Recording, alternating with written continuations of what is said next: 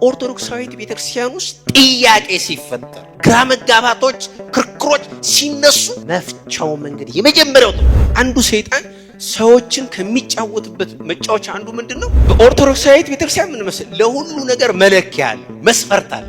ኦርቶዶክሳዊ ሰው በምንም መለኪያ በዚህ ልክ ሊታወቅ አይገባው። ሁልጊዜ ከውሳኔ በፊት አመለካከት የሚቀድም ከሆነ አደገኛ ነው። መፍረድ፣ መምከር፣ መገሰጽ እነዚህ ሶስቱ በጣም የተለያዩ ጽንሰ ሐሳቦች ናቸው። መለኪያ ባላት ቤተክርስቲያን ውስጥ ጥያቄዎችን ልትመልስባቸው የሚችላቸው መጽሐፍት ባሉባት አብነት ባሉባት ቤተክርስቲያን በጭራሽ ሊሆን አይችልም። ጥያቄው እንዲህ ነው የሚለው በቅዱስ ዮሐንስ አፈወርቅ ትምህርት መሰረት ቤተክርስቲያን ሐኪም ቤት እንጂ ፍርድ ቤት አይደለችም። ይህን እናምናለን። ነገር ግን በቤተክርስቲያን መልካም የሚያደርጉትን እንደምናመሰግን ሁሉ ልክ አይደላችሁም ብሎ መገሰጽ ስተት ነው ወይ? መፍረድስ ለኦርቶዶክሳዊ ሰው ተፈቅዷልን?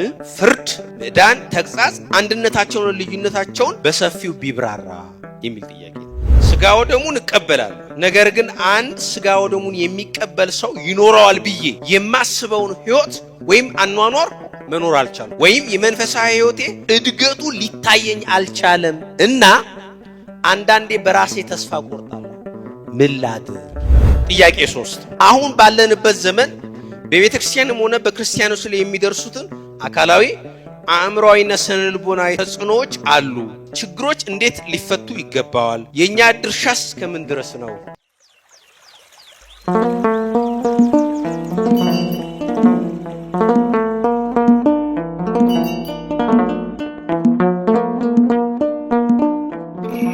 በስመ አብ ወወልድ ወመንፈስ ቅዱስ አሃዱ አምላክ አሜን። እንደምን አመሻችሁ፣ እንደምን ከረማችሁ። የቸርነት ባለቤት እግዚአብሔር አምላክ ዛሬም ዘውትርም የተመሰገነ ይሁን። ትንሽ ጉንፋን አመም አድርጎኛልና ለዛም ጭምር ነው አቀራረቡን የቀየርኩት። ለራሴ አድልቼ ነው። በእርግጥ የዛሬውን ወደ 6 የሚጠጉ ጥያቄዎች ናቸው የተላኩልኝ። እነዚህን ጥያቄዎች በ6 ክፍሎች ከፋፍዬ ለማቅረብ ነው የምሞክረው። ግን 6ቱ ጥያቄዎች ሲጠቃለሉ አንድ ርዕሰ ጉዳይ ወጥቷቸዋል። ስለዚህ ከኔ ጋር የምንነጋገርበት ርዕሰ ጉዳይ ኦርቶዶክሳዊ ሰው በዕለታዊ ተጋድሎ። እስቲ በሉት። 6ቱ ጥያቄዎች ይሄ ነው። ስለዚህ ይሄን ደግሞ በንባብ ነው ለማቅረብ መሞክረው። በንባብ ለማቅረብ የፈለኩት በ3 ምክንያት ነው። ወይ ከጨመርነውም 4 ምክንያቶች ልናደርገው እንችላለን። የመጀመሪያው የጥያቄዎቹ ይዘት ጠለቅ ያሉና ረቀቅ ያሉ ነገረ መለኮታዊ አስተሳሰቦችን አስተምሮችን የሚያንጸባርቁ ስለሆኑ ከዚህ አንጻር ተጠንቅቆ መመለስ ስለሚፈልግ አንዱ ምክንያት ይሄ ነው።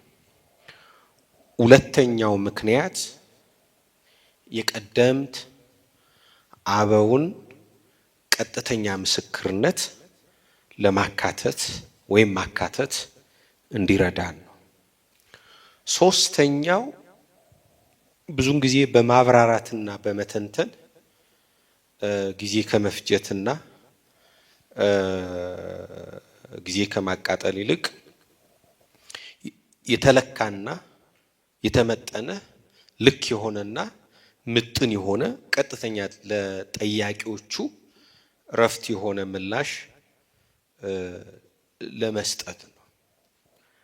አራተኛው እንዲህ አይነት ልማዶችንም እየለመድን ብንመጣ በጣም አዋጭና ጥሩ ነው የሚሆነው። ቀደምት አባቶቻችንም ዛሬ ምናያቸው ሃይማኖታዊ ብለን ምናነበው ሃይማኖታው በአንድ ዘመን በሆነ ዘመን ለተነሱ ጥያቄዎች መልስ የተሰጡ ናቸው። ምላሾችን በጽሁፍ አዘጋጅቶ ማቅረብ እንዲህ አይነት የአባቶቻችን ልማድ እንድናስታውስ የነሱን አስረፍኖት እንድንከተል ከዛም ሲያልፍ ደግሞ ነገ ውሎ አድሮ ደግሞ ሲቆይ ደግሞ ይሄ ራሱን የቻለ ዶክመንት ሰነድ ስለሚሆን ለዛም እንዲረዳን ጭምር ነው ማለት ነው። ስለዚህ በእነዚህ አራት ምክንያቶች ለናንተ በተለይ ጥያቄ ለጠየቁት ወንድሞች እህቶች የሚሰጠው ምላሽ በንባብ ይሆናል ማለት ነው። ርዕሱ ያው እንደነገርኳችሁ ኦርቶዶክሳዊ ሰው በዕለታዊ ተጋድሎ ማህበራዊ ኃላፊነት የዘመኑ ፈተናዎችና የመንፈሳዊ ጦርነት ሚስጥራት የሚል ነው። የተወደዳችሁ እግዚአብሔር ቤተሰቦች ዛሬ በዚህ አውደ ምሕረት ላይ በንባብ ያዘጋጀውላችሁ የጥያቄዎቻችሁ ምላሽ እያንዳንዳችን በዕለታዊ ህይወታችን የምንጋፈጣቸውና ጥልቅ መዋቅራዊ ማህበራዊና ግላዊ መንፈሳዊ ተጋድሎችን በኦርቶዶክሳዊ ነገረ ቤተክርስቲያን መነጽር የሚፈታ ነው። ወደ ዕለታዊ ጥያቄዎቻችንና ምላሾቻችን ከመሻገራችን በፊት ግን አንድ ኦርቶዶክሳዊ ሰው በህይወቱ የጥያቄ ማዕበል፣ ጥርጥር ወይም ግራ መጋባት ሲፈጠርበት ወደ ችኮላ ውሳኔና ድምዳሜ ከመሮጡ በፊት ሊያልፋቸው የሚገቡ 6 ታላላቅ መሰረታዊ ምሰሶችን በመንደርደሪያነት እናስቀምጣለን ማለት ነው። ይሄ ማለት ነው ይሄ ለየትኛውም ጊዜ ነው። ሁል ጊዜ አንድ ኦርቶዶክሳዊ ሰው በአእምሮ ውስጥ ጥያቄዎች ሲፈጠሩ፣ ግራ መጋባቶች ሲመጡ፣ መታወክ ወይም ደግሞ ያን ኦርቶዶክሳዊ ሰው የሚያውኩት አእምሮአዊም ሆነ ስነ ልቦናዊ ጥያቄዎች ሲነሱ እነዛን ጥያቄዎች መነሻ አድርጎ ግላዊ ሆኖ አስተሳሰቡን ወይም ስሜታዊ ብያኔዎችንና ውሳኔዎችን ከመወሰኑ በፊት እነዚህን 6 መሰረታዊ ነገሮች መገንዘብ አለበት። ይሄ ለሁል ጊዜ ምን ነገራችን አሁን ለተነሱ ጥያቄዎች ብቻ አይደለም። በቤተ ክርስቲያን ውስጥ ስንኖር በዚህ ዓለም ላይ ስንኖር ብዙ ጥያቄ የሚፈጥሩ ነገሮች ይከሰታሉ። መቼስ ጥያቄ የለኝም የሚል ትውልድ የለም። ከዚህ ውስጥ ጥያቄ የሌለው ሰው አለ አለ ጥያቄ የሌለው ግራ በመጋባትም ሆነ ወይም ደግሞ በመረዳት አቅማችን በመገንዘብ አቅማችን ልክ ብዙ አእምሯችን የሚመላለሱ ነገሮች አሉ። ከዚህ አንፃር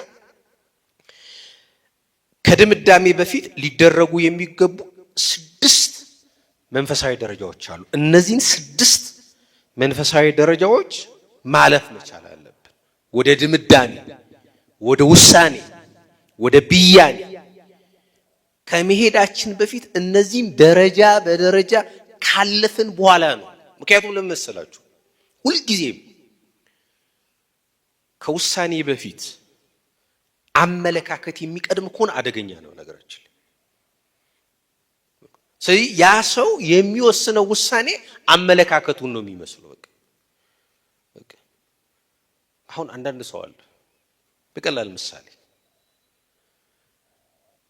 ስብሰባ ከመሰብሰቡ በፊት ስብሰባ ከመጀመሩ በፊት ወስኖ የሚመጣ ሰው አለ። ጭንቅላቱ ውስጥ በይኖ የሚመጣ ሰው አለ። ስለዚህ ወስኖ ከመጣ በምንም ተአምር አዲስ ሐሳብ ሊቀበል ምን አይልም፣ ዝግጁ አይሆንም። ስለዚህ ምንድነው ጉባኤተኛው ተሰብሳቢው ወዴት እንዲሄድለት ነው የሚፈልገው? እሱ ወደ ወሰነው ውሳኔ እንዲሄድ ስለሚፈልግ ምን ይሆናል? የጭቅጭቅ የንትርክ አሰልቺ ይሆናል ማለት ነው። ዕውቀት ላይም እንደዚህ ነው ነገራችን። ሰዎች እኔ ያስኩት ዕውቀት ብቻ ነው ትክክል፣ እኔ ከደረስኩበት ዕውቀት ውጭ ሌላ ዕውቀት የለም ብለው ደምድመው ወስነው የሚመጡ ከሆነ በምንም ተአምር ለአዲስ ዕውቀት፣ ለአዲስ ማስረጃ፣ ለአዲስ ግኝት ምን አይሉ ዝግጁ አይሆኑ። ስለዚህ ምን መሰላችሁ ጥያቄም ነው አሁን እኛ ጥያቄም ስንጠይቅ ጥያቄዎቻችን እንዲመለሱልን ግራ የተገባንባቸው ጉዳዮች የተጠራጠርንባቸው ጉዳዮቻችን ምላሽ እንዲያገኝ ከወሰንን ምን አእምሯችን ምን ያደርጋለን ክፍት አድርገን መምጣት ዝግጁ አድርገን መምጣት መቻል አለብን። ያ ካልሆነ አስቸጋሪ ነው የሚሆነው ማለት። ስለዚህ ከዚህ አንፃር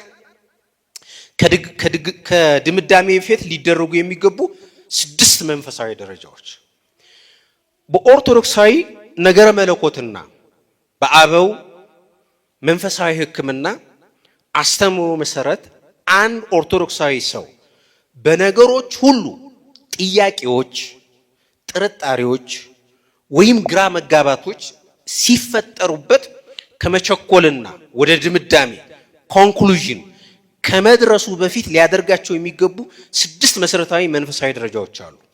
አበው ይህንን ቀደምት አበው ይህን ጥበብ የልቡና ማስተዋልና ራስን መመርመር ይሉታል። ምን ይሉታል ያልኳችሁ ንገሩኝ። ምን ይሉታል? የልቡና ማስተዋልና ራስን መመርመር ብለው ይጠሩታል ማለት ነው። ደረጃዎቹም በጥቅስና በአበው ትምህርት ተደግፈው እንደሚከተሉት ቀርበዋል። የመጀመሪያ አንደኛ የልቡና ዝምታና ጸጥታን መፈለግ። በጥያቄና በጭንቀት ጊዜ የሚሰጥ ውሳኔ ወይም ድምዳሜ ከስህተትና ከሰይጣን ወጥመድ ሊሆን ስለሚችል መጀመሪያ አእምሮን ከተለያዩ ውጫዊ ድምጾችና ማህበራዊ ሚዲያ ውክቢያዎች አውጥቶ ጸጥ ማድረግ ያስፈልጋል ማለት ነው። የመጀመሪያው ደረጃ ምንድነው ማለት ነው? ተመልከቱ። የልቦና ዝምታና ንገሩኝ ምንድነው ያልኳችሁ? ጸጥታን መፈለግ ማለት ነው። ምክንያቱም በታወከ አእምሮ ስሜት በሚጋልበው አስተሳሰብ በተቃኘበት በግርግር የምንወስናቸው ውሳኔዎች ወይ የሰይጣን ወጥመድ ሊሆን ይችላል ወይ ስህተት ሊሆን ይችላል ማለት ነው። ስለዚህ መጀመሪያ ተመልከቱ፣ ወደ ውሳኔ ወደ ብያኔ ከመድረሳችን በፊት ምንድነው የልቡናችንን ዝምታና ጸጥታን ማረጋገጥ መቻል አለብን ማለት ነው። ይሄ የመጀመሪያው ተመልከቱ። ሁለተኛው የነፍስ ዓይንን በጸሎት ማስታጠቅ ነው። እቺን ይውላችሁ እቺ የነፍስ ዓይን የሚለውን ደጋግሜ ነግሬያችኋለሁ። ትምህርቱ ከተጀመረው ጊዜ ጀምሮ ነግሬያችኋለሁ። እቺ የነፍስ ዓይን ኑስ የምትባለው ዓይነ ልቡና የምትባለው የሁሉ ነገር ተመልከቱ። ምክንያቱም የነፍስ ዓይን በኃጢአት በበደል ልትቆሽሽ ልትጋረድ ትችላለች። ተመልከቱ። በኃጢአት በበደል የተጋረደች ያቺ የነፍስ ዓይን ደግሞ እግዚአብሔርን አታይም። አያችሁ፣ ቅድስናን አታይም፣ በጎ ነገርን አታይም።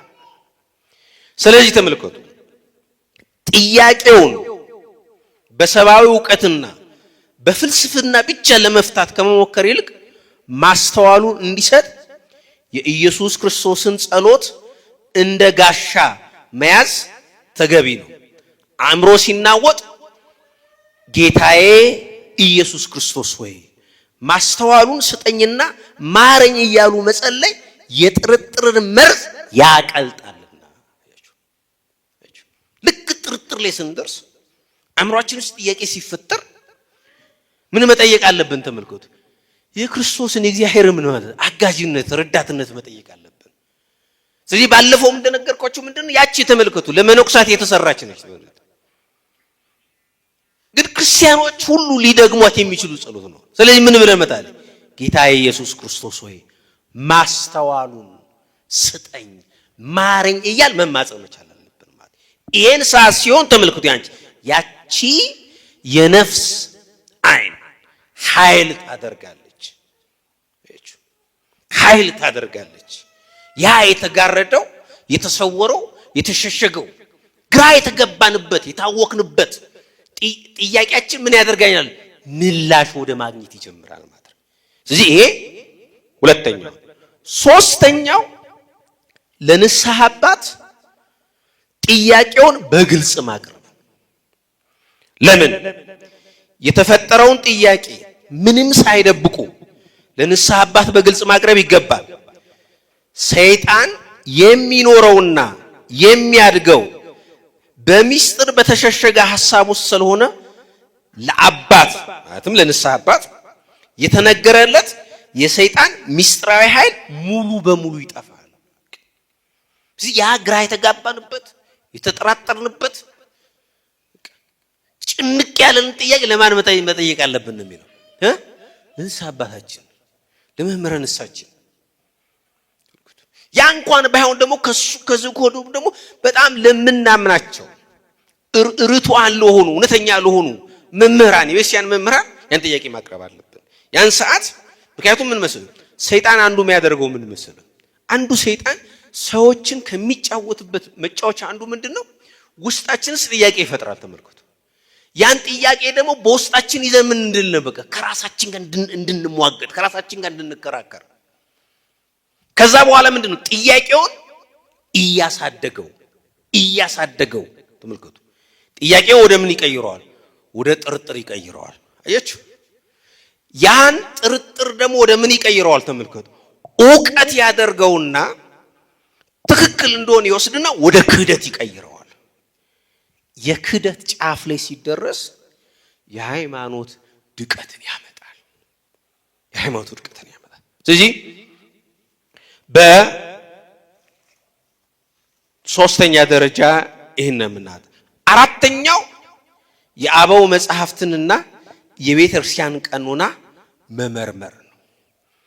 መልስን ከዓለማዊ ፍልስፍናዎች ወይም ከማህበራዊ ሚዲያ ጮት ከመፈለግ ይልቅ መጽሐፍ ቅዱስንና የአበውን ድርሳናትን በትህትና ማጥናትና መመርመር ይገባል ማለት ነው። አያችሁ?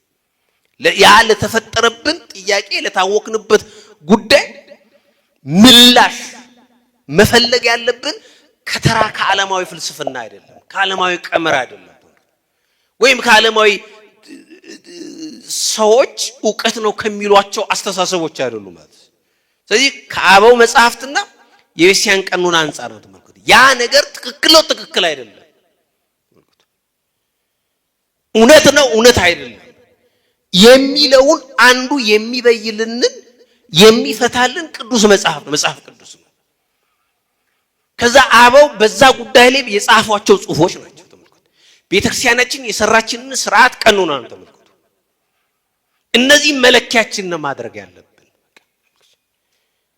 አሁን አንድ ሰሙ ታስታውሳላችኋል ድንግል ማርያም ቤዛዊት ዓለም አትባልም የሚል ግርግር መጣ፣ ተንጫጫ። ደግሞ አሁን በቅርብ ደግሞ ሁለት ነገሮች መጡ ተመልከቱ። ስላሴ ምን አላቸው የሚል መጣ፣ ደግሞ ጾታ አላቸው የሚል መጣ። በሱ ደግሞ እንዴት አለ ታወቅን። ቀጠልና ደግሞ አሁን ምን ላይ ነው ያለነው? ደግሞ ምን ላይ ደርሰናል? ምንኩስና ላይ ደርሰናል።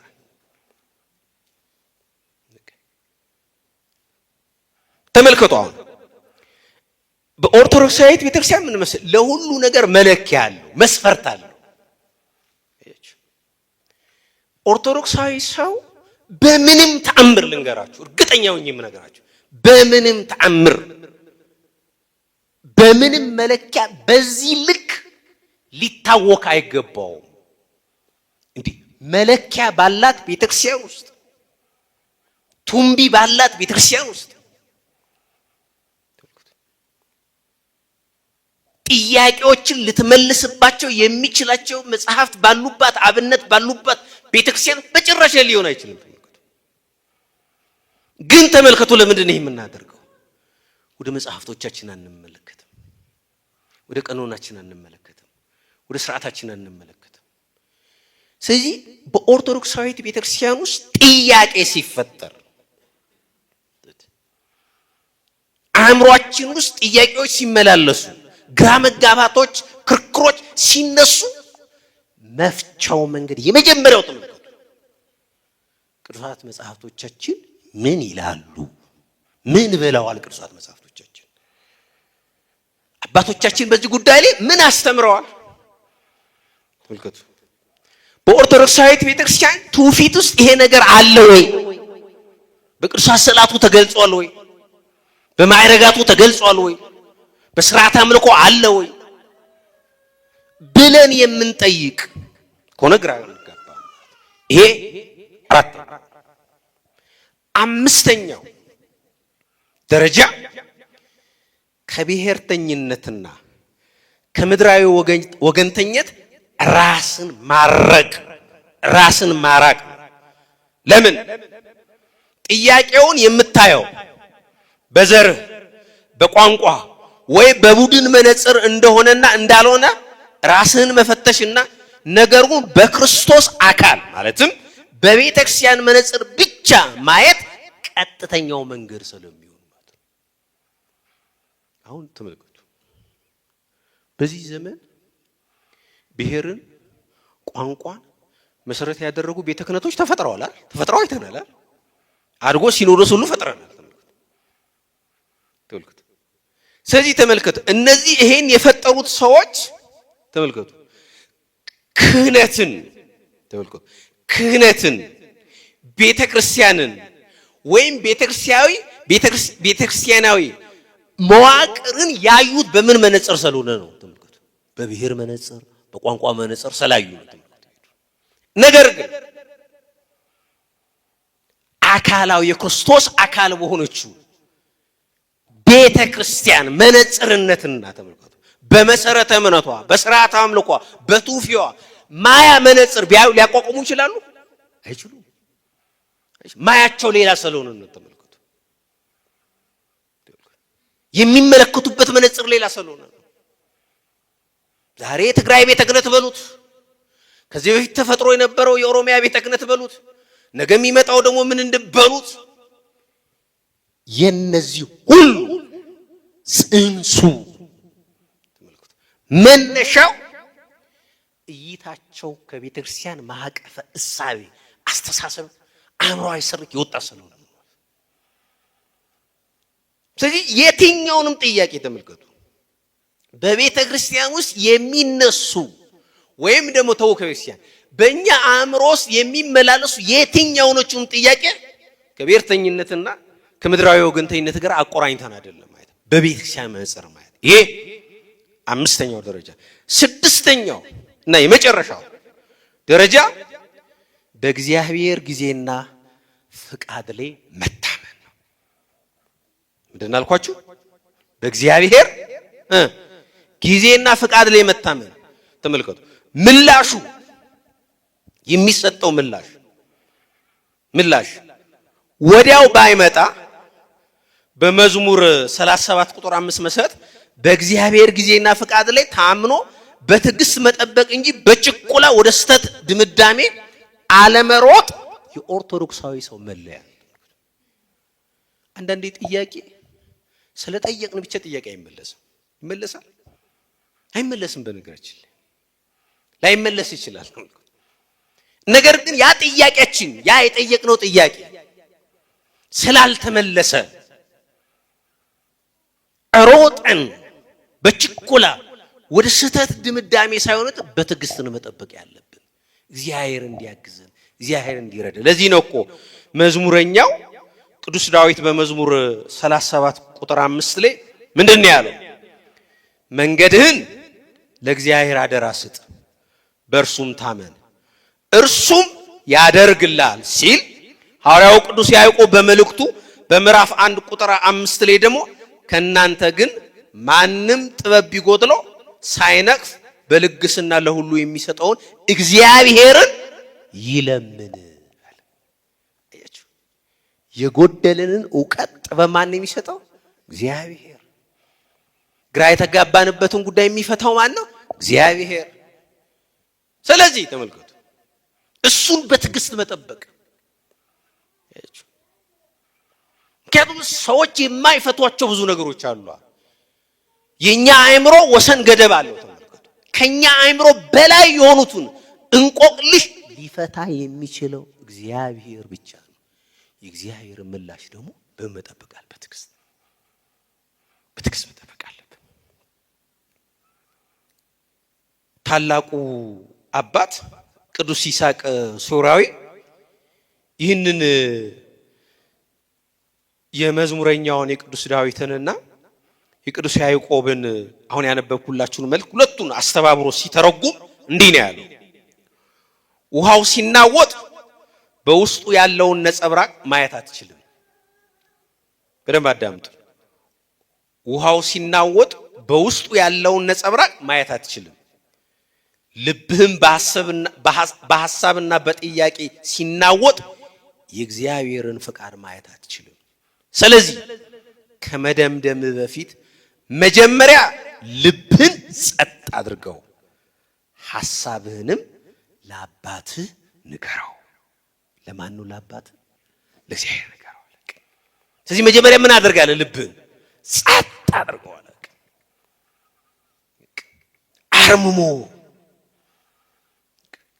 ውስጣዊ ዝምታ ጸጥ በል እስቲ። ከዛ በኋላ ለማን ንገረው አለ? ለእግዚአብሔር። ሐሳብ ለእግዚአብሔር ይስጥ።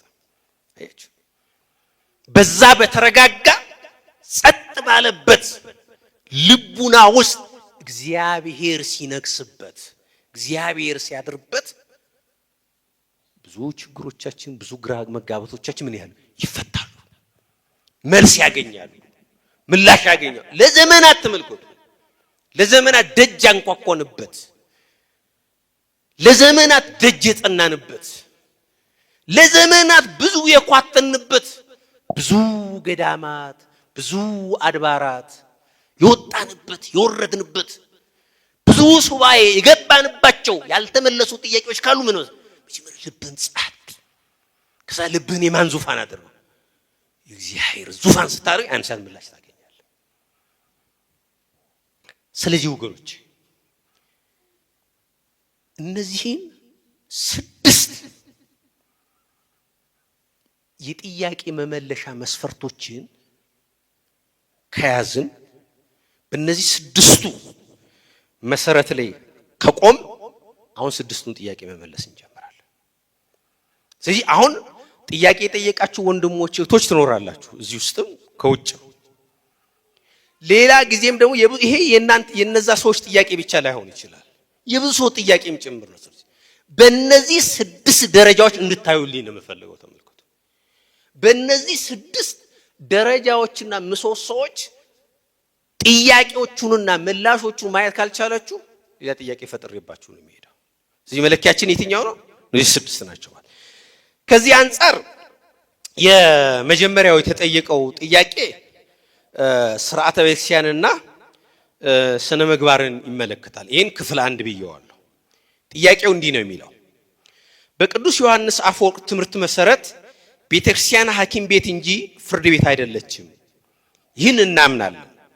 ነገር ግን በቤተክርስቲያን መልካም የሚያደርጉትን እንደምናመሰግን ሁሉ ልክ አይደላችሁም ብሎ መገሰጽ ስተት ነው ወይ? መፍረድስ ለኦርቶዶክሳዊ ሰው ተፈቅዷልን? ፍርድ፣ ምዕዳን፣ ተግሳጽ አንድነታቸውን ልዩነታቸውን በሰፊው ቢብራራ የሚል ጥያቄ ነው። ግልጽ ነው አይደል ጥያቄው? ወደ ምላሹ እንሂድ። ቤተክርስቲያን የነፍስ ሕክምና ቤት ወይም ሆስፒታል ናት ሲባል ስተትን፣ ኃጢአትንና ክደትን ዝም ብሎ ማለፍ ወይም በመቻቻል ስም ስርዓት ሲፈርስ ቀኖና ሲጣስ ማየት ማለት አይደለም። በሕክምና ቤት ውስጥ በሽታን በሽታ፣ ቁስልን ቁስል ብሎ መናገር፣ መድኃኒቱን ማዘዝ የሐኪሙ ተፈጥሯዊ ግዴታ ያለበት ኃላፊነት ነው።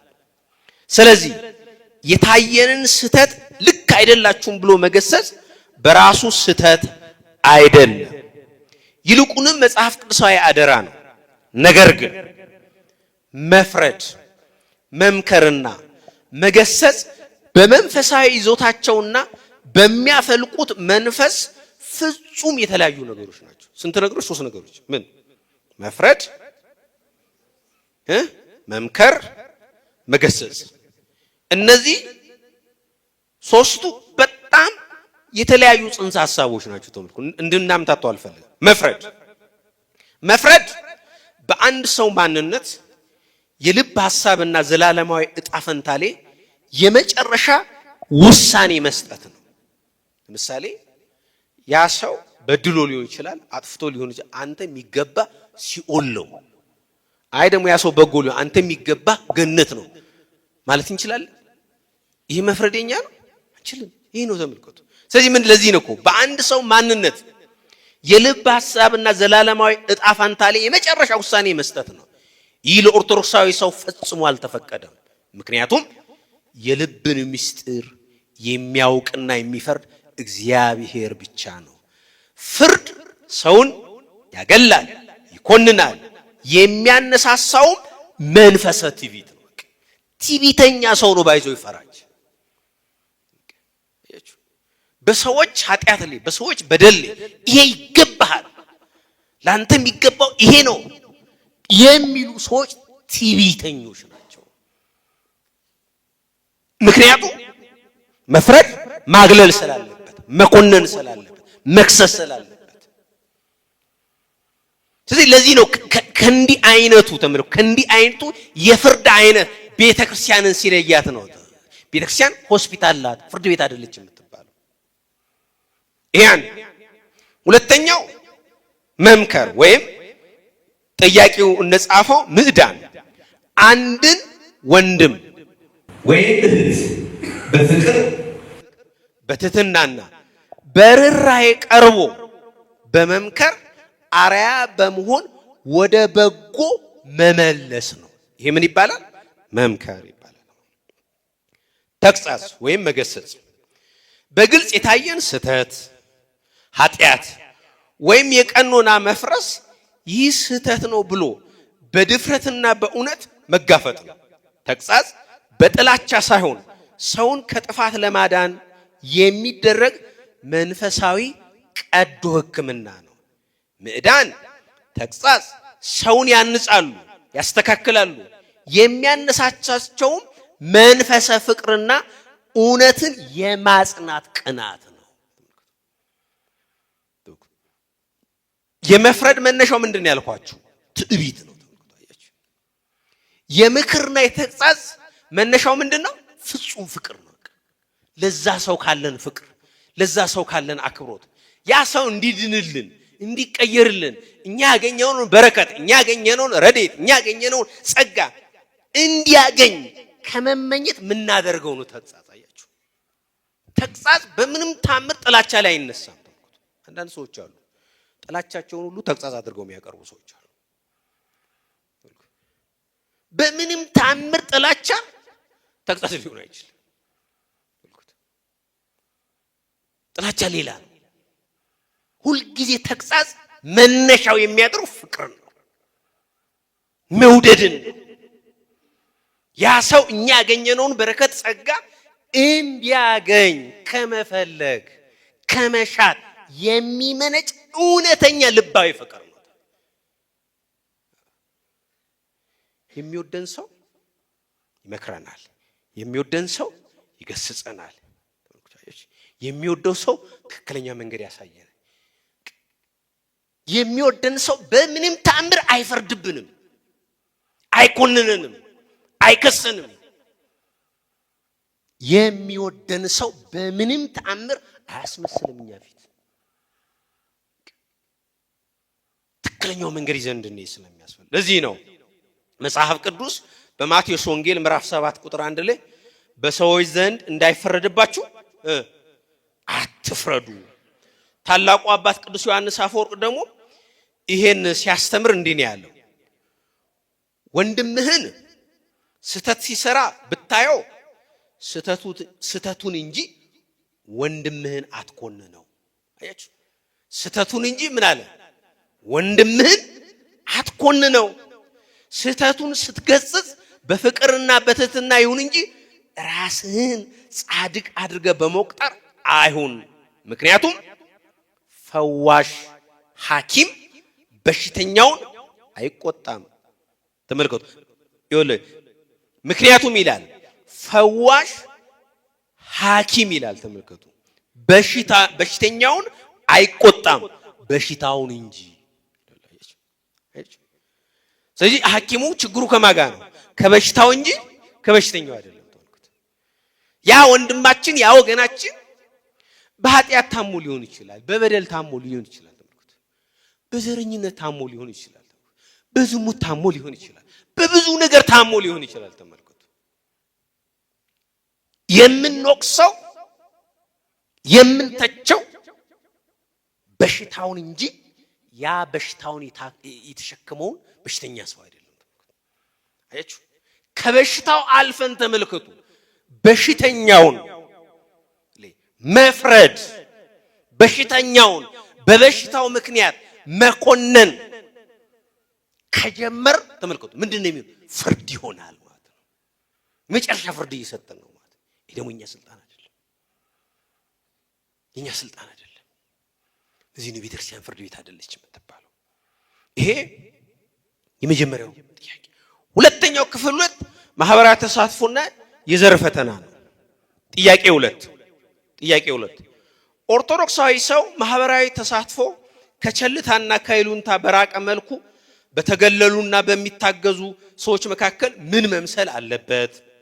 ዘረኝነትን፣ ወገንተኝነትንና ቋንቋ ተኮር አስተሳሰቦችን እንዴት ይመለከታል? ኦርቶዶክሳዊ ሰው ዘር አለውን? ወገንተኝነቱስ በምን መልኩ ይንጸባረቃል? የሚል ጥያቄ ይጠይቃል። ምላሽ ኦርቶዶክሳዊ ሰው በማህበረሰብ ውስጥ የሚኖረው ይሉንታን ለማርካት ወይም ሰዎችን ለመምሰል ሳይሆን ሕያው ወንጌል ለመሆን ነው። ስለዚህ ማህበራዊ ተሳትፎ ከቸለኝተኝነት የራቀና የተገፉትን የሚደግፍ መሆን አለበት። ክርስቶስ የተገኘው በባለጸጎች ግብዣ ላይ ብቻ ሳይሆን በተገለሉ በታመሙና በኃጢአተኞች መካከል ነበር። ኦርቶዶክሳዊ ሰው በማህበረሰብ ውስጥ ድምጽ ለሌላቸው፣ ለወላጅ አልባ ህፃናት፣ ለተፈናቀሉና ለታመሙ ረዳትና ጠበቃ መሆን አለበት። ለተገፉትም እንደዚሁ። ኦርቶዶክሳዊ ሰው ዘር አለውን? በስጋዊ ተፈጥሮ አዎ ከአንድ አባትና እናት ከአዳምና ከሔዋን የተገኘ በመሆኑ የራሱ ቋንቋ፣ ነገድ፣ ባህል አለው። ነገር ግን በመንፈሳዊ ማንነቱ ኦንቶሎጂ ኦርቶዶክሳዊ ሰው ዘር የለውም። የእርሱ ዘር የክርስቶስ ደም ነው። አባቱ እግዚአብሔር፣ እናቱ ቤተክርስቲያን ናት። ቤተክርስቲያን በዘር በጎሳ ወይም በቋንቋ መክፈል ኢትኖፊሊሲዝም በኦርቶዶክስ ነገረ መለኮት መሰረት ታላቅ ኑፋቄ ነው። የኦርቶዶክሳዊ ሰው ወገንተኝነቱ ለተገፋው ለተበደለውና ለእውነት ብቻ ነው። ሐዋርያው ቅዱስ ጳውሎስ በገላትያ መልእክቱ ምዕራፍ 3 ቁጥር 28 ላይ እንዳረጋገጠልን አይሁዳዊ ወይም የግሪክ ሰው የለም፣ ባሪያ ወይም ጨዋ የለም፣ ወንድም ሴትም የለም፣ ሁላችሁ በክርስቶስ ኢየሱስ አንድ ሰው አንድ ፍጥረት ናችሁ ይላል። ስለዚህ ምንድን ማለት ነው? ባጭ ልክ ነው። ምንናገረው ቋንቋ አለን፣ የመጣንበት ማንነት አለን፣ ነገድ አለን፣ ምን አለን። ነገር ግን ተመልከቱ የሚልቀውና የከበረው ሰማያዊ ማንነታችን ማን ነው? ያ ኦርቶዶክሳዊ ማንነታችን ነው። የሚልቀው ሰማያዊ ማንነታችን እሱ ነው። ዘራችን ክርስቶስ ነው።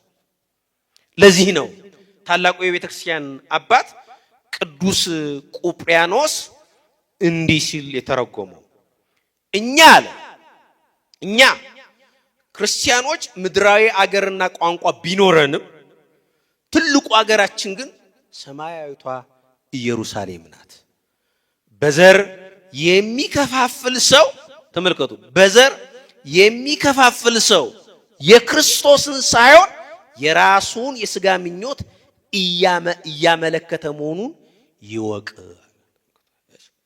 በዘር የሚከፋፍል ሰው ተመልከቱ፣ እሱ የማን ነው? የራሱን ሥጋዊ ምኞትና ፍላጎት የሚከተል እንጂ እሱ የክርስቶስ አይደለም። ስለዚህ ክርስቶሳዊ ለመሆን ተመልከቱ፣ ክርስቶሳዊ ለመሆን የክርስቶስ ደቀ መዝሙር ተመልከቱ፣ ክርስቶስን አምላኩ፣ ክርስቶስን ጌታው፣ ክርስቶስን አዳኙ ያደረገ ሰው በዘር የሚከፋፈል አይደለም። ባጥንትና በጉልጥንት ውስጥ ገብቶ ሚርመጠመጥ አይደለም።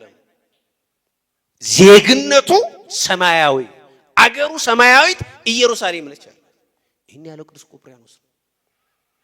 ይሄን አባቶቻችን ምስክር። ስለዚህ ይሄ ሁለተኛ። ሶስተኛው ክፍል 3 የዘመኑ ተጽዕኖዎችና ስነ ልቦናዊ ቀውስና መፍትሄዎች።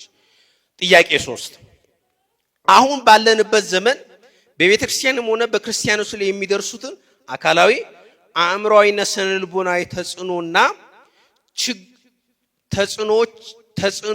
ተጽዕኖዎች አሉ። ችግሮች እንዴት ሊፈቱ ይገባዋል? የኛ ድርሻስ እስከምን ድረስ ነው? የሚል ሶስተኛው ጥያቄ። ምላሽ በአሁኑ ዘመን በስደት በጦርነትና በማህበራዊ ሚዲያ ጫና ምክንያት በቤተክርስቲያንና በምዕመናን ላይ የሚደርሱ ተጽዕኖዎች ዘርፈ ብዙ በመሆናቸው መንፈሳዊ ምላሽ ያስፈልጋቸዋል። አካላዊ ተጽዕኖዎችና መፍቻዎቹ። ኦርቶዶክሳዊ ሰው በአካላዊ ጥቃት ጊዜ በአመጽና በጥላቻ ምላሽ አይሰጥም። የተጎዱትን በቁሳቁስ በመደገፍ የተሰደዱትን በመጠለልና ለሕግ የበላይነት በሰላማዊ መንገድ በመቆም ይፈታዋል። ልክ የዩክሬን ክርስቲያኖች አንዱ የሚጀምረው ምንድነው? ለዛ ለተጎዳው አካል ኢምፓቲ በማሳየት ነው። የዛ የተጎዳው የተጠቃው በማንነቱ በክርስቲያናዊው ማንነቱ ብቻ ኦርቶዶክሳዊ መሰረተ እምነትን ስርዓተ አምልኮን ትውፊትን በማምለኩ ብቻ አካላዊ ጥቃት ለሚደርስበት ኦርቶዶክሳዊ ምን በማሳየት ነው መጀመሪያ የምንጀምረው? ኢምፓቲ። ያን ህመሙን ስቃዩን ምን በመጋራት ልክ ወደ ራስ ወስዶ ራስ እንደተጠቃ አድርጎ መቁጠር፣ ይሄ መጀመሪያው ነገር ነው። አእምሮአዊና ስነ ልቦናዊ ተጽዕኖዎች መፍቻ አእምሮን ከሐሰተኛ ፕሮፓጋንዳና ከማህበራዊ ሚዲያ ፍርሃት መጠበቅ ነው። መሳሪያው የልቡና ንቃትና የኢየሱስ ክርስቶስ ጸሎት። ምን ያልኳችሁ ጸሎት? ምን ያልኳችሁ? ጌታዬ ኢየሱስ ክርስቶስ ይማረኝ። አእምሮአችን ከነዚህ የጭንቀት ወሬ ከመሞላት ይልቅ በአበው መጽሐፍ ንባብና በጸሎት በመሞላት ስነ ልቦናዊ ጥንካሬን ይሰጣሉ። የምዕመናን ድርሻ ገደብ እስከምን ድረስ ነው? እያንዳንዱ ምዕመን ድርሻው እስከ መስዋዕትነት ነው። አዎ እስከ ሕይወት ማለፍ ድረስ ነው። ኦርቶዶክሳዊ ሰው ፈሪ አይደለም፣ ነገር ግን አማጺም አይደለም። እምነቱንና ቀኖናውን አሳልፎ ከመስጠት ይልቅ መከራን መቀበልን ይመርጣል። ቅዱስ ጴጥሮስ በመልእክቱ ምዕራፍ 5 ቁጥር 8 ላይ እንደመከረን በመጠን ኑሩ ንቁም፣ ባላገራችሁ ዲያብሎስ የሚውጠውን ፈልጎ እንደሚያገሳ አንበሳ ይዞራልና በእምነት ጸንታችሁ ተቃወሙት ይላል። ቅዱስ ዮሐንስ አፈወርቅም እንዲህ ብሏል፣ ቤተክርስቲያን ብትዋጋ አንተ ትጠፋለህ እንጂ እሷ አትጠፋም። ማዕበሉ የቱንም ያህል ቢበረታና ስነ ልቦናችንን ሊያናውጥ ቢሞክር መርከቧ ግን አትሰምጥም።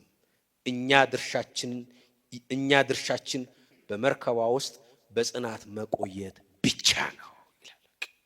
ተመልከቱ፣ ልክ ነው። ተመልከቱ፣ መርከቧ ማነች? ቤተክርስቲያን ነች። ተመልከቱ፣ ሁልጊዜ ምን ያጋጥማታል? ማዕበል ያጋጥማታል። ከግራ ወደ ቀኝ የሚያማታ ማዕበል ይገጥማል። ነገር ግን በመርከቧ ውስጥ ያለ ነው፣ በመርከቧ የተሳፈር ነው። እኛ ኦርቶዶክሳውያን ግን ተመልከቱ፣ ድርሻችን ምንድነው? በመርከቧ በዛ በማዕበል ውስጥ ምን ጸንተን መቆም መቻላችን። ችግሩ እኮ እሱ ነው። አሁን ይላችሁ ወይ ለይቶልን አውቀን ዘመኑ ገብቶን የዘመኑ አስተሳሰብ ተረተን ለዛ የሚመጥን ለዛ የሚሆን ወገኖቻችንን ከልቂት ከሞት የሚታደግ ዝግጅት የለንም። ወይ ደግሞ ለይቶልን መንፈሳዊ ሆነን እንደቀደሙት አባቶቻችን ራሳችንን ለመንፈሳዊ ተጋድሎ አዘጋጅተን በመንፈሳዊ ሕይወታችን በጸሎታችን በጾማችን በስግደታችን ጸንተን በርትተን በተጋድሎ መቆም አልቻል። የሁለት ዓለም ሰዎች ነው። የሁለት ዓለም ሰው ደግሞ የመጥፋት እድሉ ሰፊ ነው።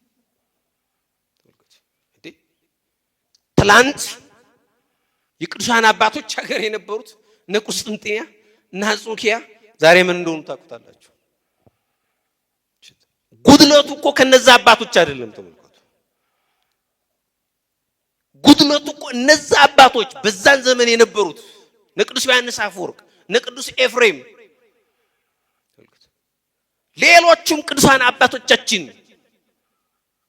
በኖሩበት ዓለም እኮ ኃጢአት ነበረ፣ በደል ነበረ እኮ፣ መገፋፋት ነበረ እኮ፣ መጠላለፍ ነበረበት እኮ። ተመልከቱ፣ እነዛ መጠላለፎች፣ እነዛ ኃጢአቶች፣ እነዛ መበላላቶች፣ እነዛ እርስ በርስ በሹመት በሀብት በዝና መናቆር መፋጀት አንጾኪያን እዚህ ደረጃ አድርሷታል። ቁስጥንጥንያን እዚህ ደረጃ አድርሷታል። የሶሪያን ቤተክርስቲያንና ሶሪያን እዚህ ደረጃ አድርሷታል።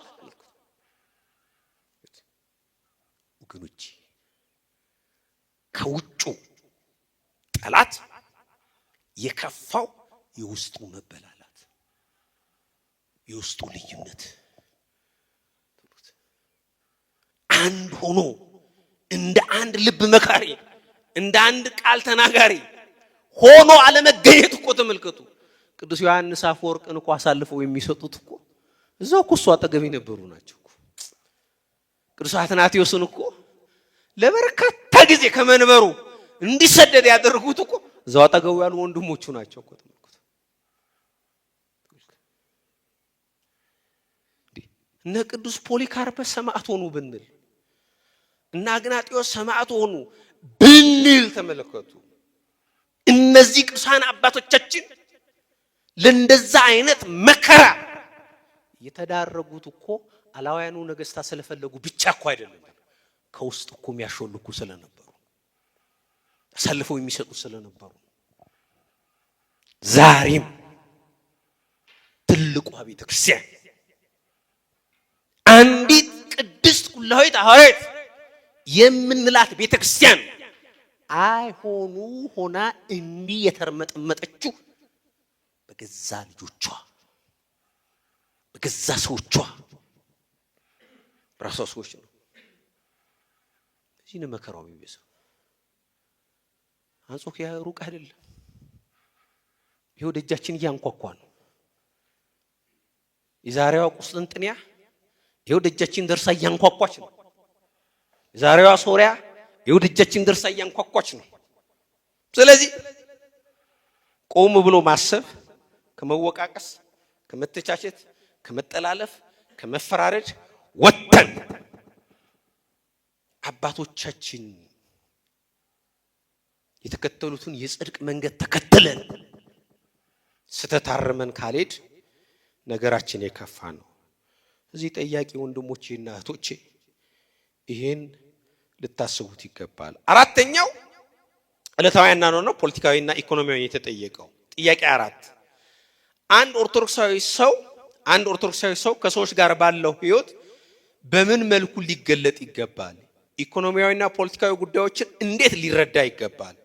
የእርሱ ተሳትፎ በምን አይነት መልኩ ሊሆን ይገባል? የሚል ጥያቄ ነው የተላከልኝ። ኦርቶዶክሳዊ ሰው በዓለም መካከል ሲኖር የዓለም ጨውና የዓለም ብርሃን ሆኖ ሊገለጥ ይገባል። ከሰዎች ጋር ባለው ህይወት በትህትናው፣ በታማኝነቱ፣ በንግግር ቅንነትና በሰላም ፈጣሪነቱ ፒስሜከርነቱ ሊታወቅ ይገባል። ሰዎች ሁሉ ሌላ እምነት ያላቸውን ጨምሮ የእግዚአብሔር አርአያነት እንዳላቸው ፍጥረት አድርጎ ማክበር ይጠበቅብናል። በኢኮኖሚያዊ ጉዳዮች ገንዘብና ሀብት እግዚአብሔር ማገልገያ ለድሆች ማካፈያ መሳሪያዎች እንጂ የመጨረሻው የህይወት ግቦች አይደሉም። ቁሳቁስን አለማምለክ። ኦርቶዶክሳዊ ሰው በፍትሃዊ ንግድ በታማኝነትና በታጋሽነት የኢኮኖሚ ህይወቱን ይመራል። በፖለቲካዊ ጉዳዮችና ተሳትፎ ኦርቶዶክሳዊ ሰው በፖለቲካ ውስጥ መሳተፍ ይችላል። ነገር ግን ቤተክርስቲያንን የፖለቲካ መሳሪያ ግን ማድረግ ግን አይቻልም። ምክንያቱም ቤተክርስቲያን የክርስቶስ የእግዚአብሔር ምን ስለሆነች መንግስት ስለሆነች የአገር ፖለቲካ ከእግዚአብሔር ሕግ ጋር በሚጋጭበት ጊዜ ግን በሐዋርያት ሥራ ምዕራፍ 5 ቁጥር 29 ላይ እንደተጻፈው ከሰዎች ይልቅ ለእግዚአብሔር ልንታዘዝ ይገባል የሚለው መመሪያ ይከተላል። ቅዱስ ዮሐንስ አፈወርቅ ይህን በተግባራዊነት ሲያብራራ አረማውያን የኛን መጽሐፍትና ወንጌል አያነቡ፣ የኛን ዕለታዊ ሕይወት ግን ያነባሉ። ስለዚህ በስራ ቦታችን፣ በፖለቲካችን፣ በኢኮኖሚያችን የምናሳየው ታማኝነት ሰዎችን ወደ ክርስቶስ የሚስብ መሆን አለበት ማለት ነው። ስለዚህ ምን ማለት ነው? በኢኮኖሚው በፖለቲካው እንሳተፋለን። ይሄ ማለት ግን የቤተክርስቲያንን ክርስቶሳዊ መዋቅር ግን ለፖለቲካ ፍቃድ ግን መጠቀሚያ እናደርጋለን ማለት ነው። የትኛውም ወገን ነው፣ በየትኛውም ወገን ነው ማለት ነው።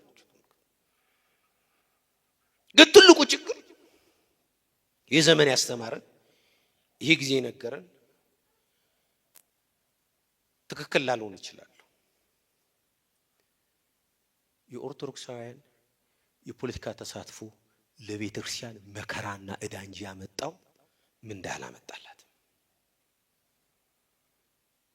ምንም። ለምን መታመን የተለየ ነገር እኮ አይደለም። ለቤተክርስቲያን እኮ የተለየ ነገር እንዲያደርጉላት አይደለም፣ ወይ እዛ ቦታው ላይ በመኖራቸው ለቤተክርስቲያን እንዲያደሉላት አይደለም። ፍትሃዊ የሆነ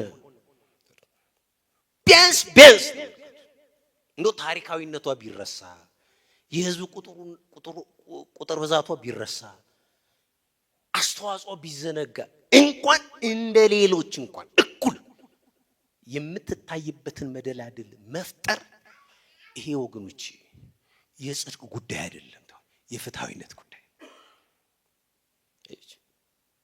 ስለዚህ ይሄን የጠየቃችሁ ወንድሞች ወይም እህቶች ይሄን ስታስብ ነን ወይ ይሄን ማድረግ የምንችልበት ደረጃ ላይ ደርሰናል ወይ የሚጠይቀውን ዋጋ ለመክፈል ዝግጁ ነው የሚለውን እንጂ ወይስ ለሾሙን ወይስ ለቀጠሩን ጥሩ አደግዳጊዎች ሆነናል?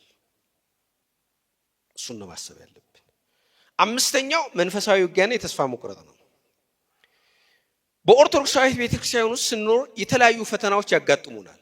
ከነዚህ ፈተናዎች መካከል በእርኩሳን መናፍስት የመያዝና ረጅም ጊዜ በውስጣችን ሲቆይና ከውስጣችን አልወጣም ሲል ተስፋ የመቁረጥና የመረበሽ ስሜቶች ያጋጥሙናል። እነዚህን ጊዜያት እንዴት እንቀበላቸውና እንዴት እንለፋቸው የሚል አምስተኛ ጥያቄ ነው። እርኩሳን መናፍስት በአንድ ምእመን ላይ የሚያደርሱት ጥቃትና ፈውሱ መዘግየቱ ጉዳዩ መታየት ያለበት እንደ መርገም ሳይሆን እንደ ታላቅ የቅድስና ተጋድሎ ወይም የሰማዕትነት ጉዞ ነው። እግዚአብሔር መናፍስቱ በውስጣችን እንዲቆዩ የፈቀደው እኛን ለመቅጣት ሳይሆን እኛ ይበልጥ ወደ ጸሎት፣ ወደ ትሕትናና ወደ እግዚአብሔር እንድንጠጋ ለማድረግ ነው። እግዚአብሔር በዚያ መዘግየቱ ውስጥ የሚያጸዳው ሌላ ትልቅ የነፍስ ቁስል ትዕቢት ወይም በራስ መተማመን ስላለ ይሆናል። ሰይጣን ኢዮብን በአካሉ ላይ እንዲቀስፈው እግዚአብሔር ፈቅዶለት ነበር። ነገር ግን ኢዮብ በትዕግስቱ ሰይጣንን አሳፈረው። ስለዚህ አንዳንዴ ምንድነው ብዙ ጸበል ቦታ ይሄዳል። አሁን ከተሰው ጥያቄ አንፃር ጸበል ቦታ ይሄዳል፣ ብዙ ነገር ያደርጋል። ግን ውስጡ ስሪያ የተጠናወተ እርኩስ መንፈስ ቶሎ ላይ ወጣ ይችላል። ነገር ግን ያ እርኩስ መንፈስ በውስጡ ስለቆየ ቶሎ ባለማውጣቱ ብዙ ጊዜ ተስፋ ሰው ይቆርጣል። እግዚአብሔር ረስቶኛል፣ እግዚአብሔር ረግሞኝ ነው እንላለን። ነገር ግን ተመልከቱ ምን ይታወቃል? እግዚአብሔር ያን እንደ ተጋድሎ ሰጥቶን ቢሆን ሳይች ያ የምንጸድቅበት የተጋድሏችን ፍሬ አድርጎ ሰጥቶት። ይሄ ብቻ አይደለም። እዚህ ላይ እንደነገርኳችሁ ድንገት በራሳችን ምንመካ ሰዎች ትዕቢት ውስጣችን ሊኖር ያ ሊያጸዳው ፈልጎ ቢሆንስ አያችሁ በህመሙ በእሽታው በሱ ሊያስተምረን ፈልጎ ነው ብሎ ማመን ይተበከብ እንዴት እንለፈው መናፍስት ካንተ የሚፈልጉት ተስፋ መቁረጥንና ከቤክሲያን መራቅ ነው አንተ ግን በተቃራኒው ሲጨንቅ ይበልጥ ወደ ጸሎት ስግደት ጸበልና ቅዱስ ቁርባን መሄድ አለብህ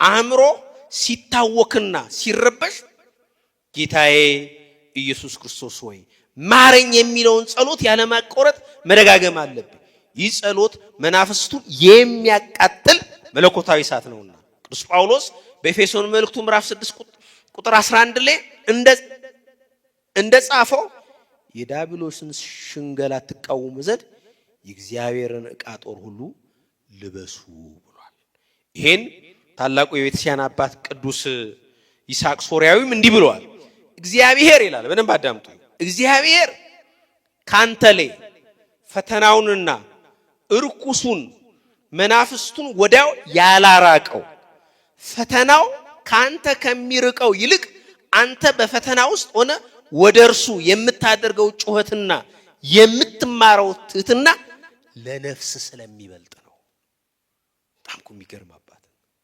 አያችሁ ምንድነው አለ ስለምን ለሚበልጥ ነው ለነፍስ አለ በዛ መከራ ተመልከቱ ያ እርኩስ መንፈስ ውስጥ ሆኖ ያሰቃያል ተመልከቱ ግን ፈተናው ካንተ ከሚርቀው ይልቅ አንተ በፈተና ውስጥ ሆነ አለ እርሱ አንተ በፈተና ውስጥ ሆነ ወደ እርሱ የምታደርገው ወደ እግዚአብሔር የምታደርገው ጩኸትና የምትማረው ትህትና ለነፍስ ድህነት ስለሚሰጣት ስለሚበልጥ ስለዚህ በመከራ ልትቆይ ትችላለህ ስለዚህ ያን ምንድነው እንደ ኢዮብ ባኩቴት በጸጋ ትቀበላለህ ማለት ስድስተኛውና የመጨረሻው የምስጢራት ህይወትና የመንፈሳዊ ድርቀት ፈተናን በተመለከተ ነው የቀረበው ጥያቄው እንዲህ ነው የሚለው ጥያቄ 6 ስጋ ወደሙን እቀበላለሁ በደንብ ይሄን አዳምጡ ይሄ ብዙ ሰውን የሚወክል ጥያቄ ስጋ ወደሙን እቀበላለሁ ነገር ግን አንድ ስጋ ወደሙን የሚቀበል ሰው ይኖራል ብዬ የማስበውን ህይወት ወይም አኗኗር መኖር አልቻልኩም ወይም የመንፈሳዊ ህይወቴ እድገቱ ሊታየኝ አልቻለም እና አንዳንዴ በራሴ ተስፋ ቆርጣለሁ ምን ላድርግ የሚል ጥያቄ ነው ሲበርም ባሱ ትድገሙ ገብቷችኋል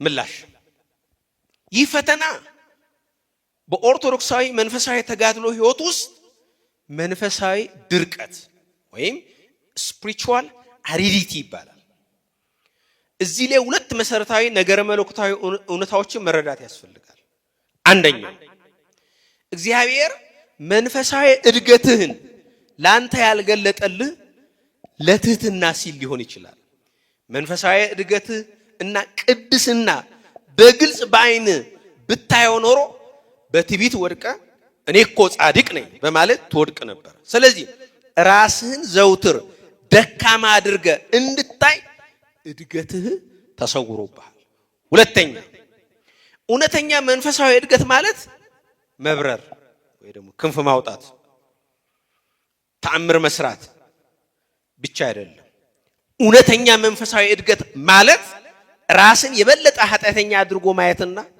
ለሰዎች የምታሳየው ትህትናና ፍቅር ማደጉ ነው ሰይጣን ለውጥ የለህም ቁርባን አይገባህም እያለ ከህይወት ማዕድ ሊያርቅ ይሞክራል አንተ ግን በማቴዎስ ወንጌል ምዕራፍ 9 ቁጥር 12 ላይ ያለውን እያሰብ እኔ በሽተኛ ስለሆንኩ ነው ወደ ሕክምና ቤቱ ወደ ቁርባን የምመጣው ጻድቅ ስለሆንኩ አይደለም ብለ በደፋርነትና በትህትና በንስሐ አባተ ፍቃድ መቅረብህን ቀጥል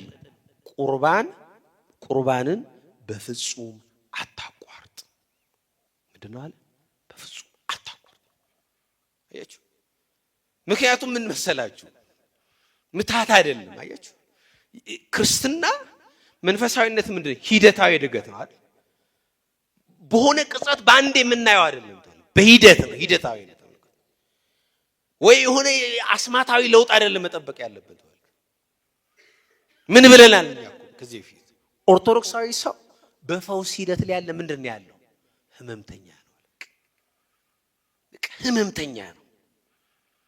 ስለዚህ ሁሉ ጊዜ ከስጋው ደግሞ ራሱን እንትን ይላል፣ ይቆራኛል፣ ይቆርባል፣ ይቀበላል፣ ቢወድቅ ቢንሳህ ይገባል። እንደዛ ያደረገ የሚቀጥልበት ህይወት ነው ማለት ነው። ስለዚህ ለዚህም ነው ሌሎች አባቶች የበረሃ አባቶች የዚህ የበረሃ አበው አባባላቸው ላይ እንዲህ ብለው ጽፈው አግኝቻለሁ።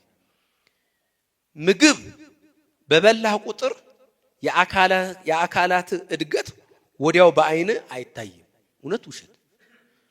አሁን እኛ ምግብ እንበላለን አይደል? እድገታችን ወዲያው እናውቀዋለን?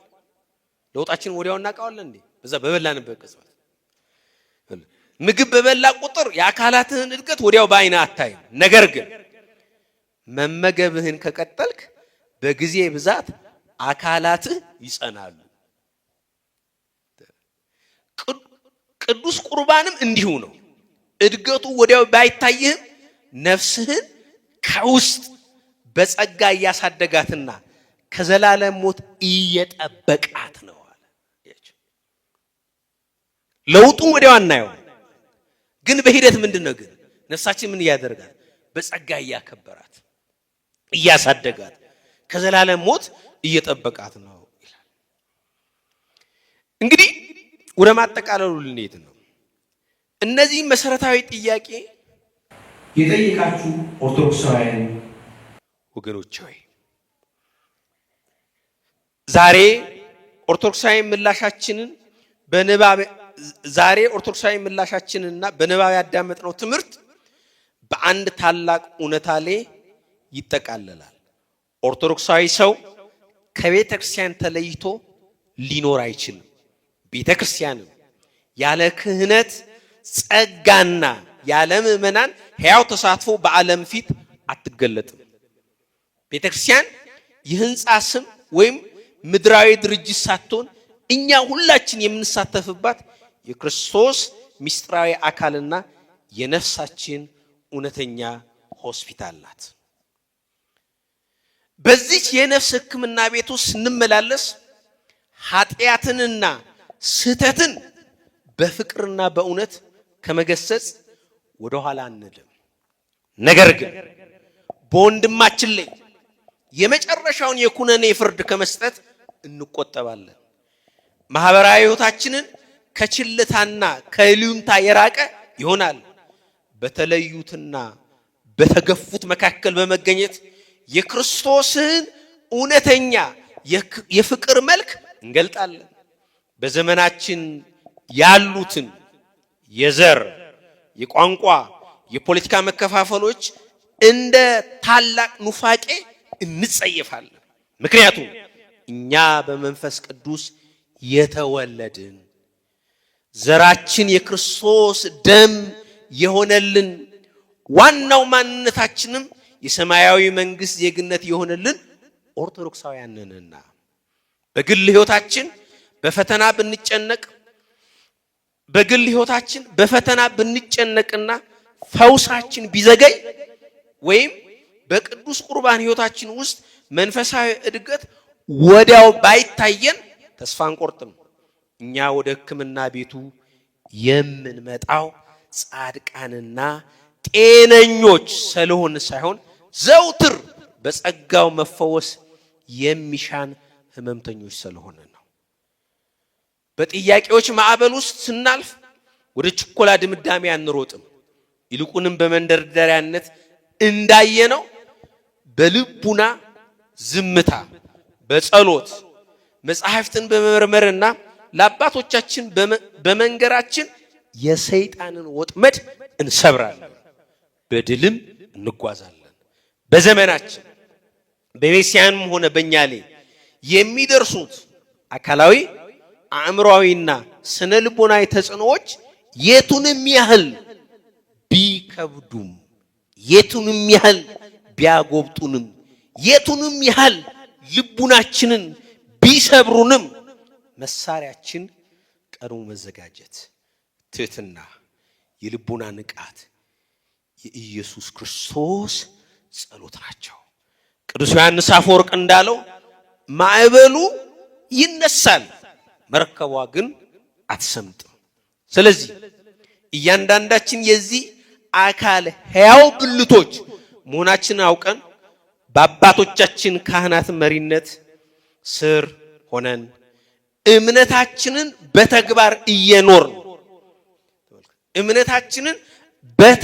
እየኖር ጊዜው፣ ዘመኑ፣ ሁኔታው የሚጠይቀውን ሰማዕትነት እየከፈል ወደ ተፈጠርንበት የቅድስና ግብ ወደ ሱታፌ አምላክ ቴዎሲስ እንጓዛለን። የቅዱሳን አባቶቻችን አምላክ እምነቱንና ጽናቱን ይስጠን። የወላዲተ አምላክ የቅድስት ድንግል ማርያም አማላጅነት፣ የቅዱሳን አባቶቻችን ጸሎትና ረድኤት ከሁላችን ጋር ይሁን። ሐምሌ 7 ቀን 2018 ዓ.ም ማህበረ ጽዮን ሳምንታዊ የማክሰኞ ጉባኤ ይቆያል።